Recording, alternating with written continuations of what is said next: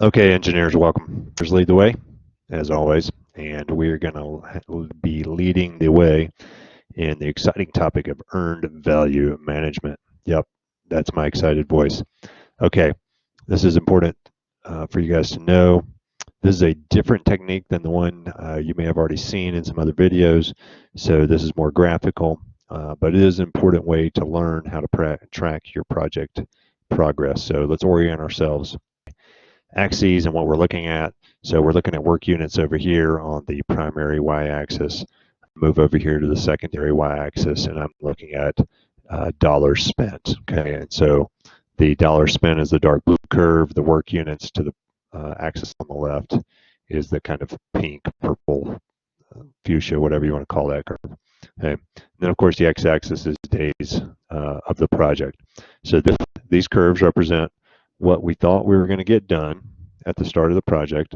And what we're saying is we think it's going to take us 20 days to produce 120,000 units. If you want to give this a construction context, you can call this square feet of asphalt or something like that. Okay.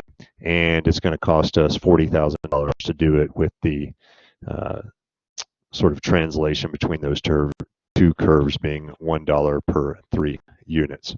We're going to use a lot of the same terms that you've seen on the previous videos. And note, we're going to come in here and start tracking our progress. But before we do that, let's look at the shape of these two curves. It's important to note.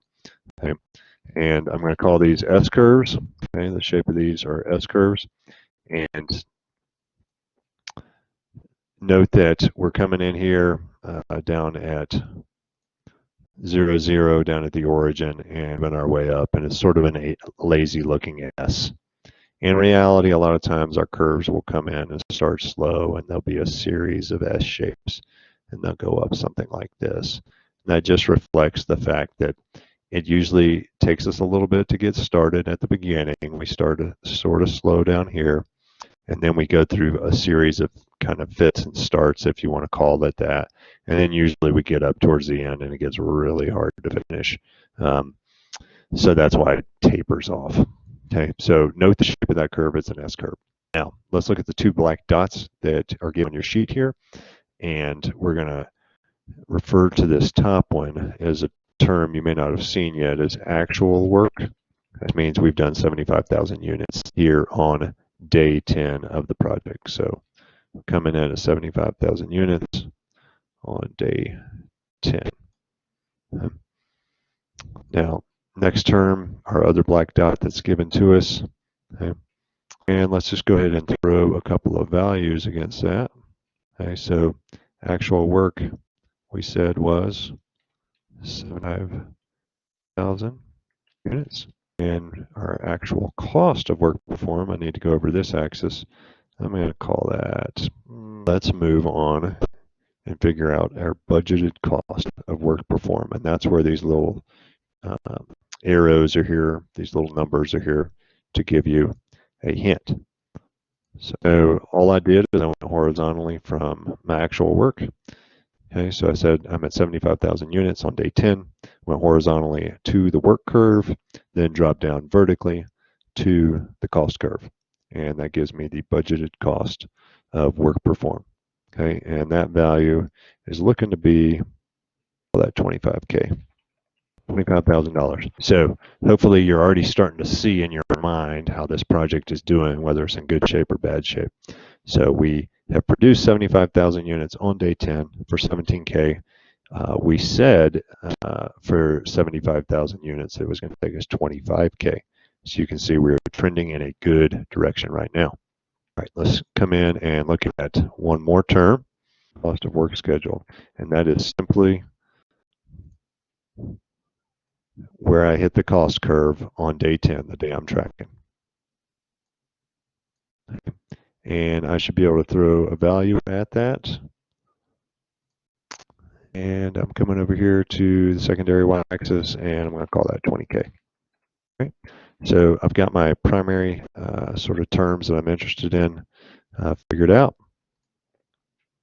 And now I can start looking at the actual metrics that I calculate, even though I can already tell, look at this, and I'm doing pretty good, but I can put that in more quantitative terms.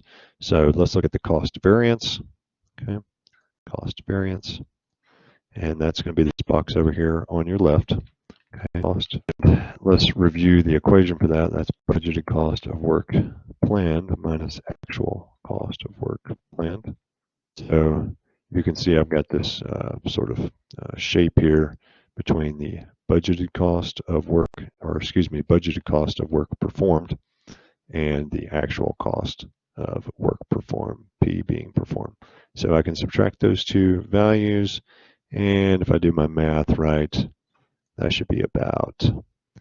And similarly, we can do schedule variance. Okay, just a reminder, equation for schedule variance is the budgeted cost of work performed minus budgeted cost of work scheduled, and I can do the math on that.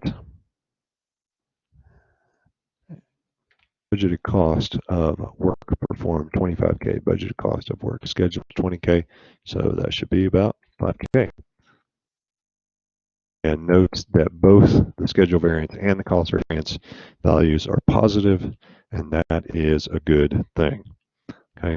Lastly, if I want, I can come in here and calculate my cost performance index, budget cost, work performed, actual cost, work performed. I'm just making a ratio out of the same measures for my cost variance. And that is equal to 25 over 17K. And that's going to be greater than 1.47. Good. Okay. Same thing. I can do schedule performance index.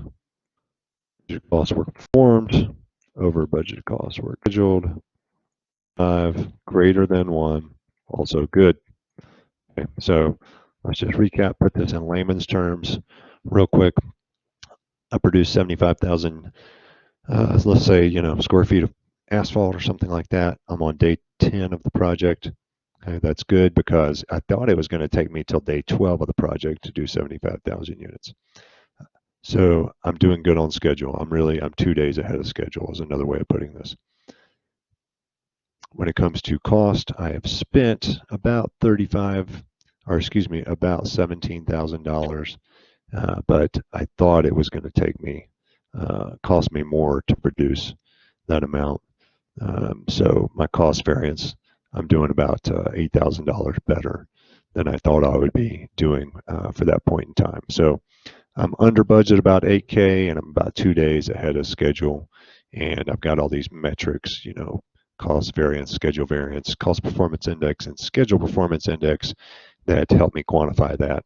And where they become even more helpful is when the schedule gets even more confusing. And let's wrap it up there. Engineers lead the way.